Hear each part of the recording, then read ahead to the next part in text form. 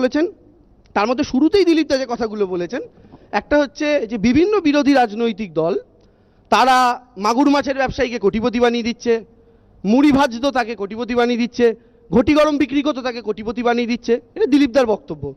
কিন্তু বিজেপি এমন একটা দল, তারা এই সমস্ত নেতাদের মাগুর বেচা অবস্থায় নেয় না, ঘটি গরম বিক্রেতা অবস্থায় নেয় না। এরা যখন ঘটি গরম বিক্রি করতে করতে মাগুর বেচতে বেচতে 100-200 কোটির মালিক হয়, তখন গিয়ে দিলীপ দাদের পার্টিতে যাওয়ার ক্রাইটেরিয়ায় পাস করে।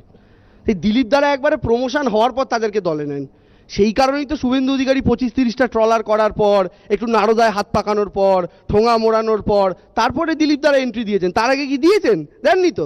হেমন্ত বিশ্ব শর্মা একদম ঝেড়ে লুটপাট চালিয়েছিলেন, দিলীপ দার পার্টি বলেছিল। আসামে গিয়ে হেমন্ত বিশ্ব শর্মার বাড়ির সামনে লিফলেট বিলি করেছিল কংগ্রেস, এখনো ইউটিউবে গেলে ভিডিও সার্চ করলে পাবেন।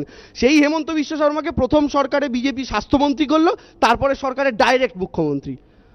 অজিত পাওয়ার 5-6 আগেই তার বাড়িতে ইনকাম ট্যাক্সের রেট পাঠিয়েছিল, বলে 1500 কোটি না 15,000 কোটির দুর্নীতি, এই ইডিই বলেছিল। এখন দেখেন না টিভিতে ইডি, রোজই দেখবেন, সুমন দ্বারা টিভিতে দেখান ইডি সূত্রে খবর, সিবিআই সূত্রে খবর। আর এই ইডি আদালতে গিয়ে বা এইসব সূত্র মারফত কি খবর পাচার করছে?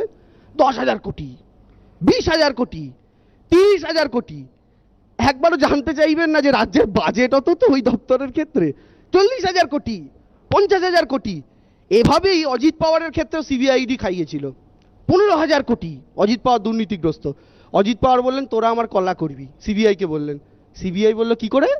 বললো দেখবি আমি এক্ষুনি বিজেপিতে চলে যাবো, বলে টক করে চলে গেলেন বিজেপির সাথে গিয়ে জোটে, ব্যাস।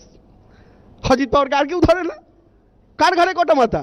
এখন অজিত পাওয়ার হচ্ছেন মহারাষ্ট্রের উপমুখ্যমন্ত্রী। তার মানে কি, বিজেপির পলিসিটা, দিলীপ দাদের পলিসিটা খুব সুন্দর।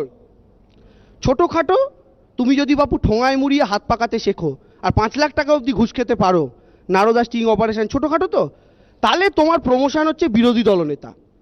কিন্তু তোমার যদি 15,000 কোটির কাছাকাছি করাপশান থাকে, তার মানে তুমি বেশ রপ্ত হয়েছো জায়গাটাতে, তখন তুমি মহারাষ্ট্রের মতো স্টেটে উপমুখ্যমন্ত্রীর জায়গা পাবে। আর তোমার যদি আরও বড় কেলেঙ্কারি হয়, 40,000 কোটি, 50,000 কোটি, তাহলে ডাইরেক্ট আসামের মুখ্যমন্ত্রী করে দেবো। এটা হচ্ছে বিজেপির ফর্মুলা। আর এই